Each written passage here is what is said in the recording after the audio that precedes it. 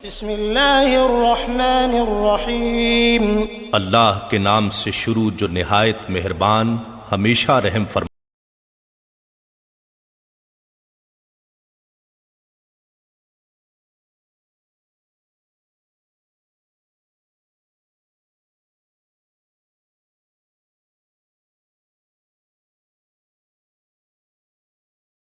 الحمدللہ رب العالمین نحمده ونصلی علی رسوله الکریم اما بعد فاعوذ باللہ من الشیطان الرجیم بسم اللہ الرحمن الرحیم فأما اليتیم فلا تقہر صدق اللہ العلی العظیم۔ ان اللہ ملائکتہ یصلون علی النبی یا ایھا الذین آمنوا صلوا علیہ وسلموا تسلیما۔ اللہم صلی علی سیدنا مولانا محمد وعلی آل سیدنا مولانا محمد وبارک وسلم علیہ۔ میرے عزیز دوستو، واجب احترام بزرگوں، انتہائی پیارے بیٹوں، میری پیاری ماں، بہنوں، بیٹیوں، عاجز ناچیز پر تقصیر گناہگار بندے نے آپ کے سامنے اللہ تعالیٰ کے پاک کلام میں سے ایک آیہ کریمہ پڑھنے کا شرف حاصل کیا۔ رب العزت سے دعا ہے وہ پاک ذات عاجز کو صحیح مفہوم بیان کرنے کی، آپ سب کو سننے کی، ہم سب کو اس پر عمل کرنے کی توفیق عطا فرمائے۔ اللہ تعالیٰ نے اپنے پاک کلام میں فرمایا فَأَمَّا الْيَتِيمَ فَلَا تَقْهَرْ صدق اللہ العلی العظیم۔ میرے پیارے بہنوں، میری پیاری بہنوں، بیٹیوں، ماؤں، اے میرے پیارے دوستوں، اللہ کا پاک کلام ہے۔ رب نے فرمایا جب تمہارے در پر کوئی حاجت لے کر یتیم آئے اس کو مت جھڑکو۔ میرے پیارے بھائی، میرے بیٹے، کون نہیں جانتا یتیم بچہ، اس سے کوئی پیار کرنے والا نہیں ہوتا۔ یتیم بچہ، اسے کوئی پانی پلانے والا نہیں ہوتا۔ یتیم بچہ، اسے کوئی کھانا کھلانے والا نہیں ہوتا۔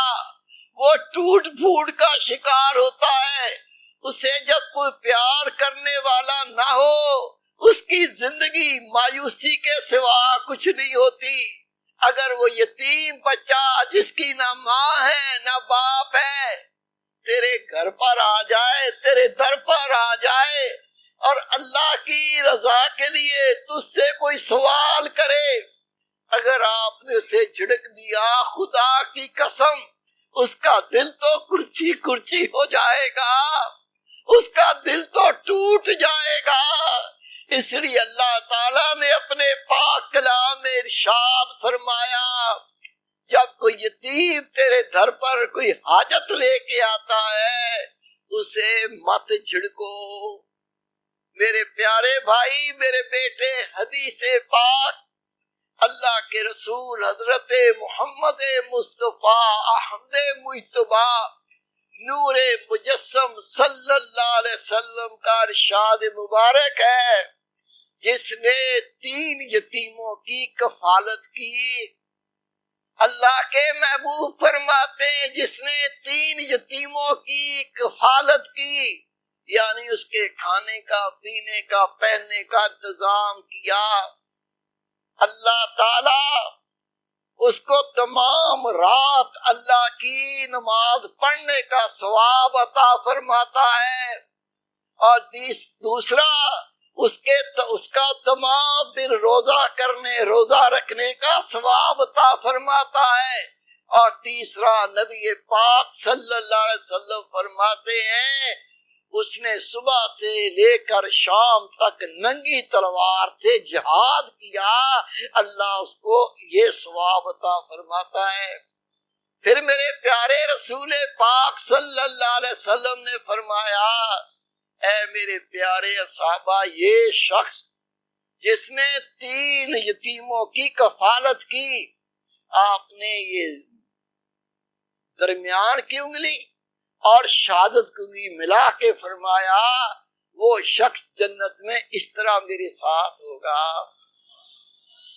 رسول پاک صلی اللہ علیہ وسلم کا فرمان ہے، جس نے یتیم کو کھلایا اور پہنایا اللہ تعالیٰ اس کو جنت عطا فرمائے گا، اگر اس نے کوئی ایسا گناہ نہ کیا ہو جو بخشش کے لائق نہ ہو۔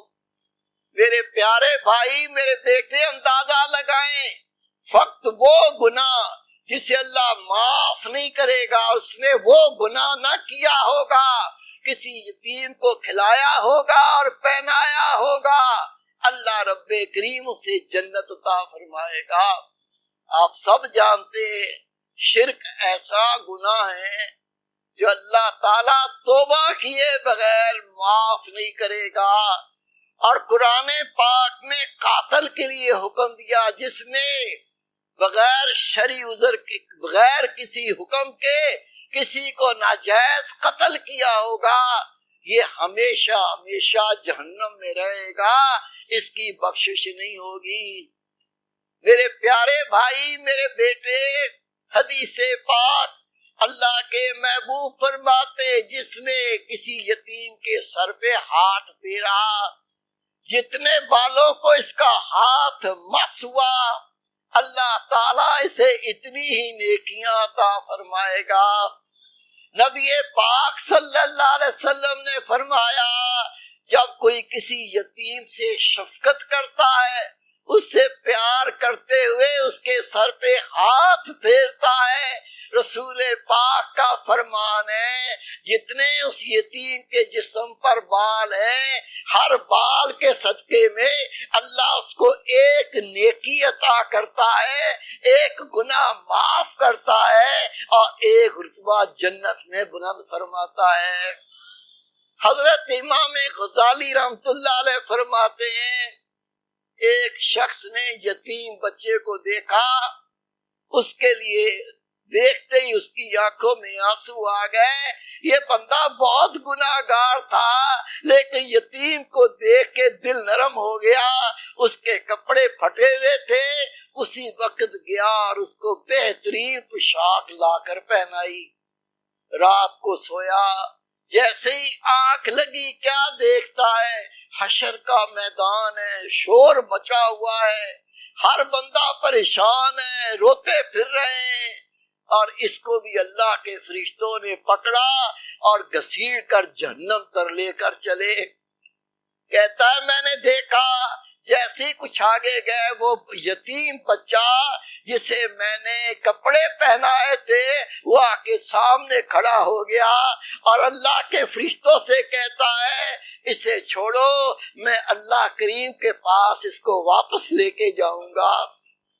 فرماتے فرشتوں نے انکار کیا، یہ گناہ گار ہے، ہم اسے جہنم تر لے کر جاتے ہیں۔ کہتے ہیں انہوں نے انکار کیا، یہ بچہ سامنے کھڑا تھا، اللہ کی آواز آئی، اس نے یتیم پر رحم کیا، یتیم پر احسان کیا، اور میں رب اس پر احسان کرتا ہوں، اس کی بخش کرتا ہوں، اسے جنت میں داخل کر دو۔ اس کی آنکھ کھل گئی، جیسے اس نے خواب دیکھا۔ فرماتے پھر پوری زندگی میں نے اپنے دل میں یہ پختہ ارادہ کر لیا، جو کر سکوں گا یتیموں سے پیار کروں گا، ان پہ رحم کروں گا، ان کو کھانا کھلاؤں گا، اگر کپڑے پھٹے ہوں گے تو نئے کپڑے پہناؤں گا، اور تمام زندگی اس نیک کاموں میں اس نے تمام کر دی۔ رسول کریم حضرت محمد مصطفیٰ احمد مجتبیٰ نور مجسم صلی اللہ علیہ وسلم کا ارشاد مبارک ہے، جو یتیم پر رحم کرے گا اللہ تعالیٰ اس کو جنت میں داخل فرما دے گا۔ حدیث پاک میں حضرت عبداللہ ابن ابی، ایک تو منافق تھے اور یہ اوفی ان کے ساتھ ہے، یہ رسول پاک کے صحابی تھے۔ آپ فرماتے ہیں میں اللہ کے محبوب کی مجلس میں تھا، آپ تشریف فرما تھے، ایک چھوٹی عمر کا بچہ آپ کی مجلس سے اٹھا اور جانے لگا۔ حضرت معاذ بن جبل رضی اللہ تعالیٰ عنہ نبی پاک کے پیارے صحابی اٹھے، اس بچے کے پاس چلے گئے، جا کے محبت سے اس کے سر پہ ہاتھ پھیرا اور فرمایا، او بیٹے، اللہ یتیمی کے نقصان کو دور کرے، اللہ تجھے اپنے باپ کا جانشین بنائے۔ اتنا کہنا تھا، رسول پاک نے دیکھا اور سنا۔ آپ نے فرمایا، معاذ بن جبل، میں نے دیکھا تو نے کیا کیا۔ حضرت معاذ بن جبل رضی اللہ تعالیٰ عنہ آپ کی آنکھوں میں آنسو آ گئے۔ آپ نے فرمایا، یا رسول اللہ صلی اللہ علیہ وسلم، میرے ماں باپ قربان ہو جائیں، میں اس کو یتیم دیکھ کر مجھے اس پہ رحم آ گیا۔ خدا کے محبوب حضرت محمد مصطفیٰ احمد مجتبی نور مجسم صلی اللہ علیہ وسلم نے فرمایا، اے معاذ، جو یتیم پر رحم کرتا ہے اللہ تعالی اس کو جنت عطا کرتا ہے، اس کے گناہ معاف فرما دیتا ہے۔ حضرت امام غزالی رحمت اللہ علیہ تحریر فرماتے ہیں، ایک سید زادہ نبی پاک کی آل، اس کا انتقال ہو گیا۔ اس کی بہت نیک بیوی تھی اور چند بیٹیاں تھیں۔ مفلسی غربت کا دور، ان کے لیے کھانے کا مسئلہ، ان کے لیے رہنے کا مسئلہ، شوہر کا انتقال ہو گیا۔ اس نے اپنی بچیوں کو ساتھ لیا اور دوسرے شہر کی طرف ہجرت کی۔ وہاں پہنچی، وہاں ایک بہت صاحب ثروت، صاحب حیثیت شخص تھا، اس کے پاس چلی گئی۔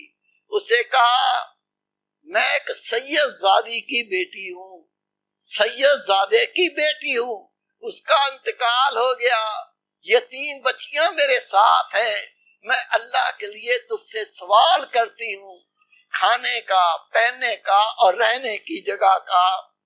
اس نے جواب دیا، کوئی گواہ لے کے آ تاکہ میں جانوں کہ تو سید کی بیٹی ہے اور یہ تیری بچیاں سید زادیاں ہیں۔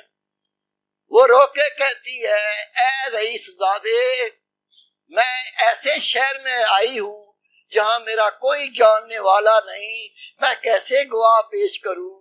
کہا، اگر تو گواہ پیش نہیں کرتا تو میں تیری کوئی مدد نہیں کر سکتا۔ وہ مایوس ہو کے واپس چلی گئی۔ ایک اور صاحب ثروت رئیس زادہ اس کے در پہ چلی گئی۔ وہ رئیس زادہ مجوسی تھا، آگ کی پوجا کرنے والا۔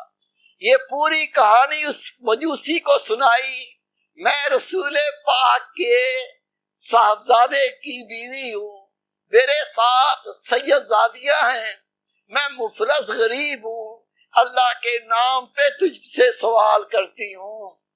وہ مجوسی کہتا ہے، آپ رکو۔ اس نے بہترین رہنے کا انتظام کیا، کھانے کا انتظام کیا، پہننے کا انتظام کیا۔ رات آئی، وہ مسلمان رئیس زادہ، اس نے خواب دیکھا، حشر کا میدان، نفسا نفسی کا عالم، اسی نفسا نفسی کے عالم میں رسول کریم حضرت محمد مصطفیٰ احمد مجتبی نور مجسم تشریف فرمائے۔ کہتے ہیں آپ کے پاس ایک عجیب و غریب محل ہے۔ میں نے نبی پاک سے عرض کی، یا رسول اللہ، یہ محل کس کے لیے ہے؟ خدا کے محبوب نے فرمایا، یہ مسلمانوں کے لیے ہے۔ میں نے یکدم عرض کی، یا رسول اللہ، میں بھی مسلمان ہوں، کیا میں اس محل میں داخل ہو سکتا ہوں؟ خدا کے محبوب نے فرمایا، کوئی گواہ لے کے آ جو تیری تصدیق کرے کہ تو مسلمان ہے۔ میں رونے لگا، میں نے عرض کی، یا رسول اللہ، اس حشر کے میدان میں کہاں سے گواہ لا سکتا ہوں؟ رسول پاک نے فرمایا، تو نے میری آنکھ سے گواہ مانگا تھا، میری بچیاں سید زادیاں بھوکی تھی، ان کے رہنے کے انتظام کے لیے تو نے گواہ مانگا تھا، آج میں بھی تجھ سے گواہ مانگتا ہوں، اس کے بغیر میں تجھے کیسے جانوں تو مسلمان ہے۔ اتنا دیکھنا تھا۔ حضرت امام غزالی رحمت اللہ علیہ تحریر فرماتے ہیں، اس مسلمان رئیس زادے کی آنکھ کھل گئی، یکدم اٹھا، گھر سے نکلا، گلی گلی میں کوچے کوچے میں اعلان کرتا پھرتا ہے، لوگوں اس طرح ایک عورت ہے، اس کی بچیاں ہیں، وہ سید زادیاں ہیں، کیا مجھے بتاؤ گے کہ وہ کہاں ہیں؟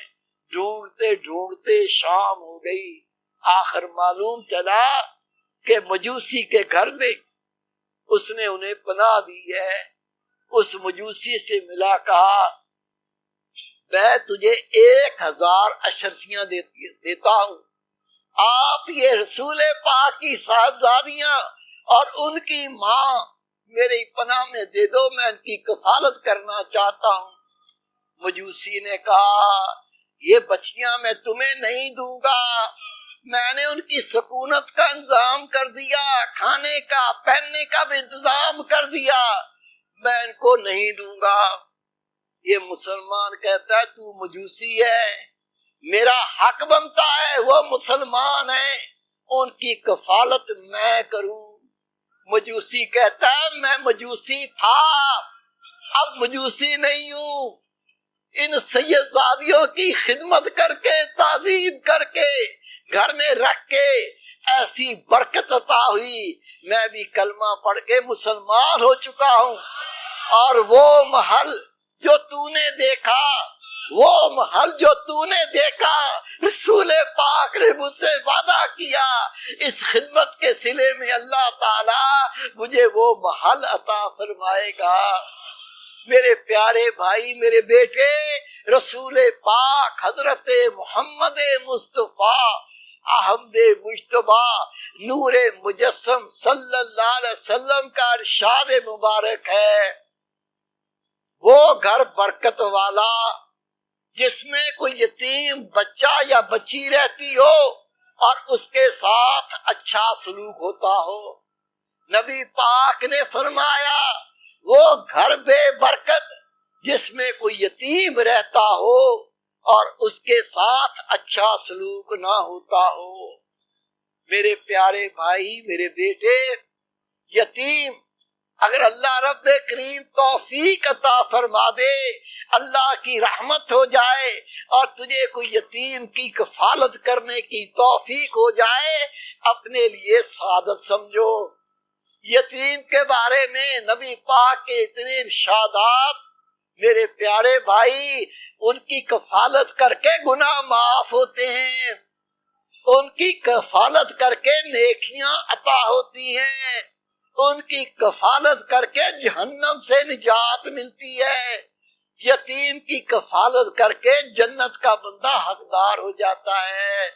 خدا کے محبوب کی زندگی دیکھ لو، آپ ابھی امی جان بی بی آمنہ کے شکم میں تھے، آپ کے والد محترم کا وصال ہو گیا تھا، آپ 6 سال کی عمر تھی، امی جان بی بی آمنہ کو دفن کیا جا رہا تھا اور آپ وہاں کھڑے ہوئے رو رہے تھے اور اپنی ماں کو دفن کرتے ہوئے دیکھ رہے تھے۔ اللہ کے محبوب جتنا جانتے ہیں یتیم کتنے پیار کا حقدار ہے، یتیم کتنی شفقت کا حقدار ہے، یتیم کتنی رحم کا حقدار ہے، کوئی اور کیا جانے گا۔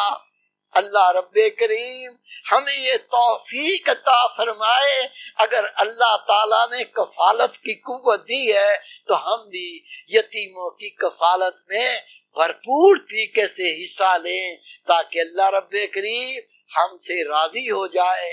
وما توفیق الا باللہ۔